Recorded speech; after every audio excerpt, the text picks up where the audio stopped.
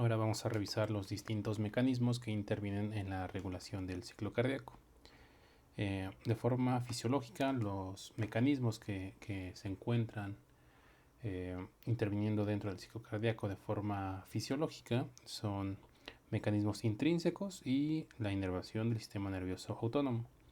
Ya en otras circunstancias muy específicas y patológicas en su mayoría, hay otros mecanismos como los iones, las diferentes concentraciones de iones como calcio y sodio,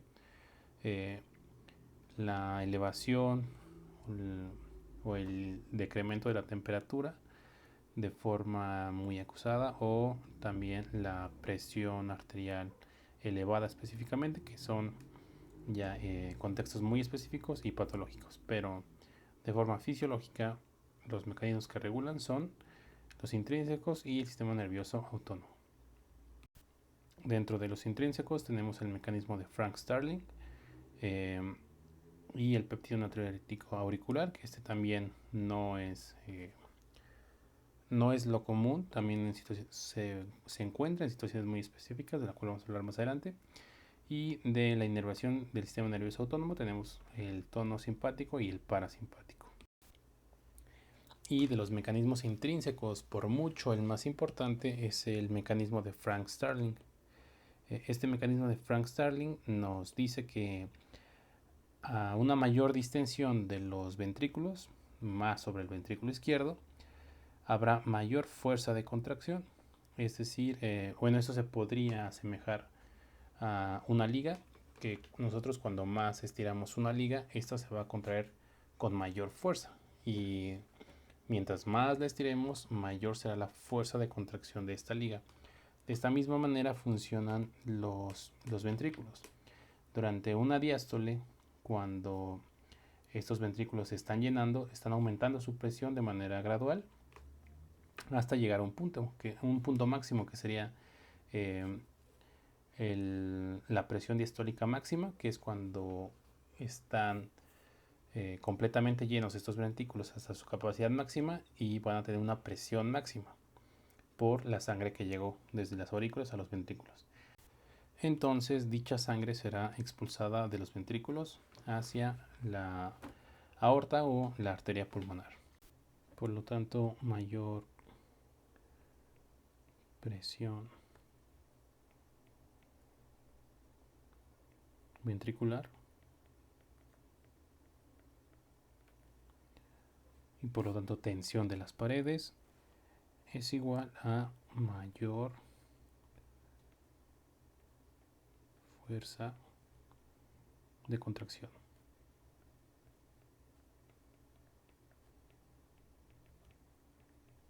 Y por lo tanto mayor presión con la que saldrá la sangre de los ventrículos hacia la arteria pulmonar y la aorta. Y otras lecturas de esta ley de Frank-Starling mencionan que los ventrículos bombean toda la sangre que reciben desde las aurículas hacia las arterias pulmonar y aórtica. Y no es que sea otra interpretación, solamente se analiza de distinta forma. A mayor presión ventricular, ¿por qué estaría teniendo mayor presión ventricular? Porque está llegando más sangre desde las aurículas.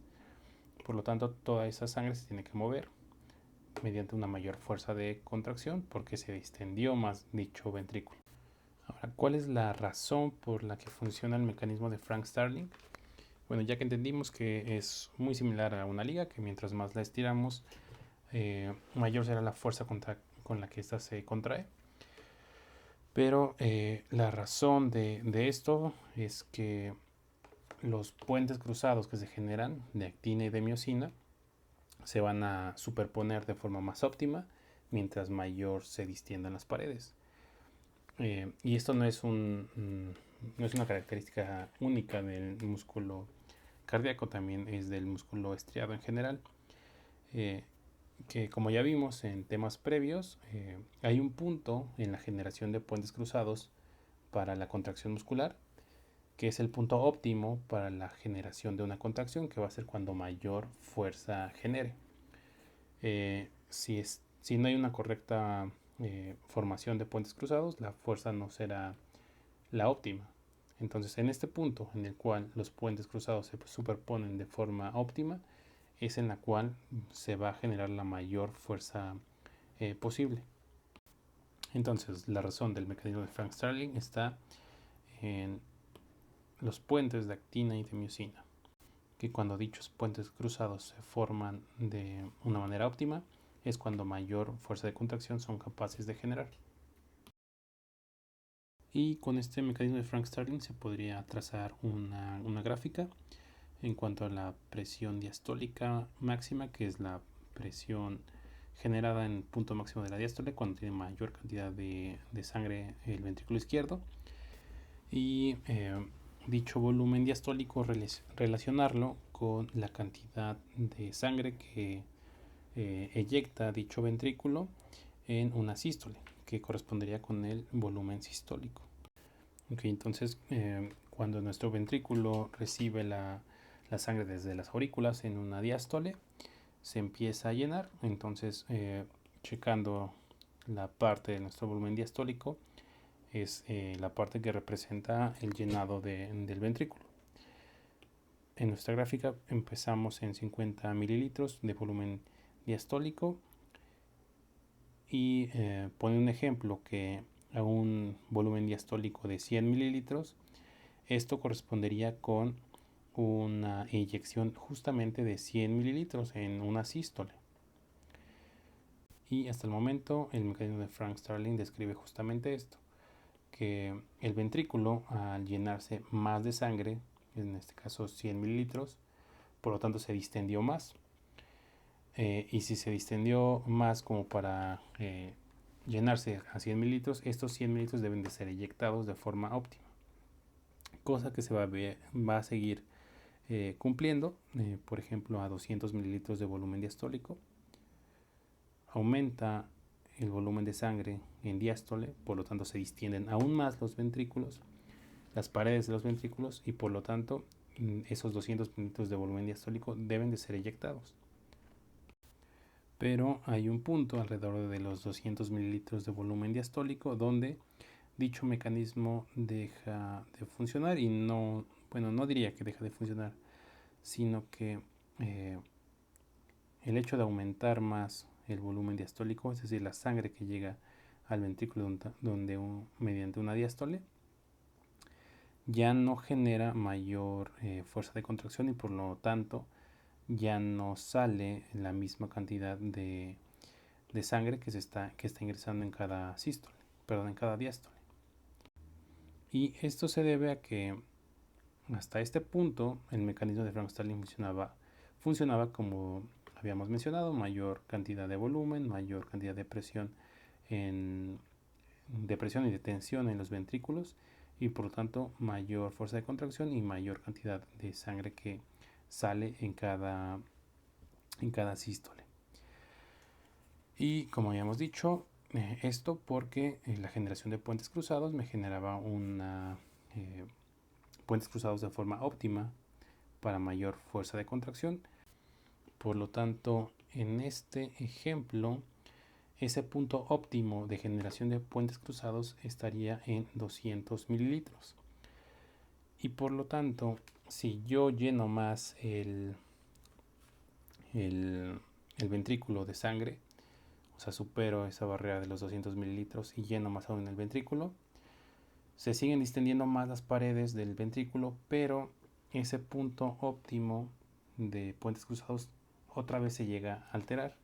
Entonces ya no se están generando estos puentes óptimos, por lo tanto, estos puentes cruzados de forma óptima, por lo tanto la fuerza de contracción también va a disminuir. Es por eso que esta curva se va a ir decreciendo mientras más vaya aumentando el volumen diastólico. Entonces, por lo tanto, podríamos decir que el mecanismo de Frank-Starling funciona hasta ciertos parámetros que de hecho serían entre los rangos fisiológicos. Y otro de los mecanismos intrínsecos que regulan la función de bomba del corazón es el péptido natriurético auricular. Y bueno, como ya habíamos mencionado al inicio, esto es en situaciones muy específicas. De hecho, se ve básicamente durante una insuficiencia cardíaca derecha o global, en la cual lo que dispara este mecanismo es un aumento de la presión en la aurícula derecha. Este aumento de la presión de la aurícula derecha genera una distensión en la aurícula derecha, lo cual es lo que libera la secreción de péptido natriurético auricular. Y este péptido natriurético auricular tiene la finalidad, o más bien su mecanismo, consiste en generar uresis de sodio, también uresis de agua a la par, y una vasodilatación periférica con la finalidad de disminuir una presión aumentada de corazón derecho que pasaría en una hipertensión pulmonar.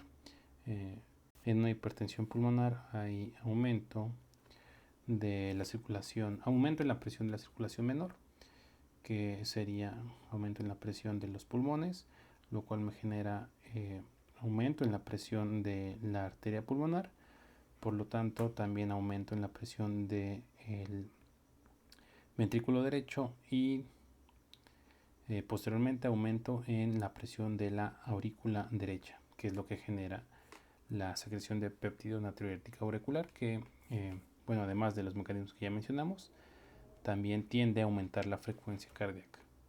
Pero, repito, esto es en situaciones muy específicas, no es un mecanismo que se vea activado de forma habitual, es más bien frente a situaciones patológicas. Por mucho, el principal mecanismo del ciclo cardíaco es el mecanismo de Frank Starling. Y ahora los mecanismos mediados por el sistema nervioso autónomo.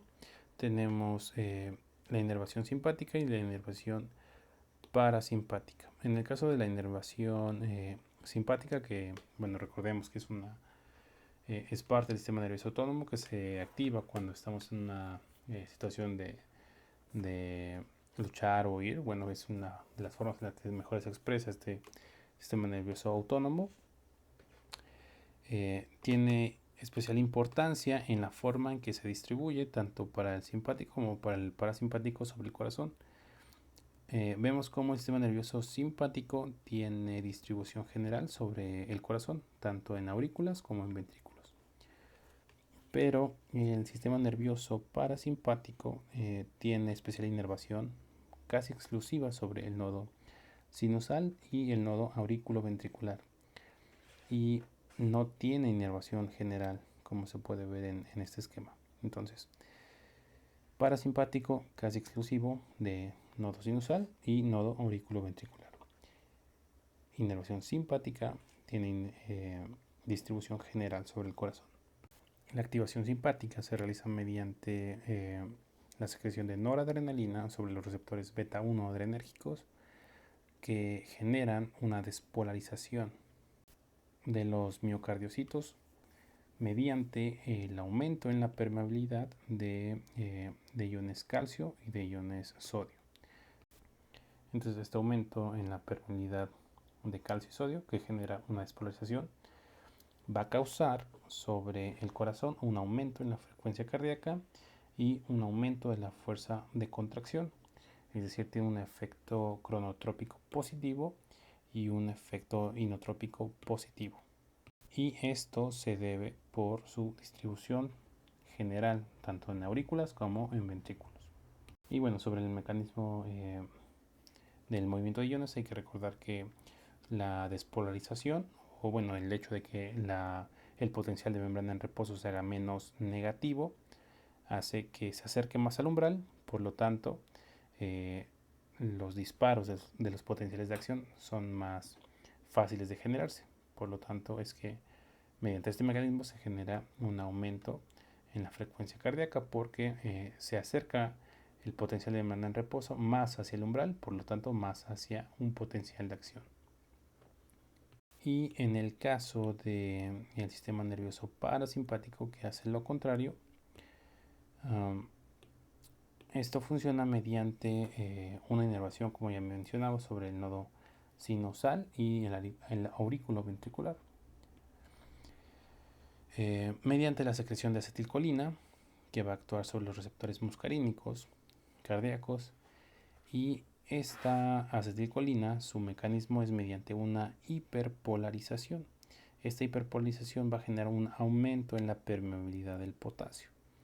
Hay que recordar que si aumentamos la permeabilidad del potasio, el potasio va a tender a salir. Y el hecho de que nosotros tengamos salida de un catión tan importante como el potasio del miocardiocito va a generar que nuestro potencial de membrana en reposo se haga más negativo, es decir, se acerque del umbral y por lo tanto sea más complicado generar un nuevo potencial de acción. Por eso es que la hiperpolarización genera una disminución de la frecuencia cardíaca. ¿Y por qué en este caso solamente altera la frecuencia cardíaca casi de forma exclusiva y no tanto la fuerza de contracción como en la inervación simpática? Porque la distribución ya mencionamos que básicamente es sobre los nodos. Esto implica que su repercusión sea básicamente cronotrópico negativo. En cambio, si su distribución fuera general, seguramente también disminuiría la fuerza de contracción.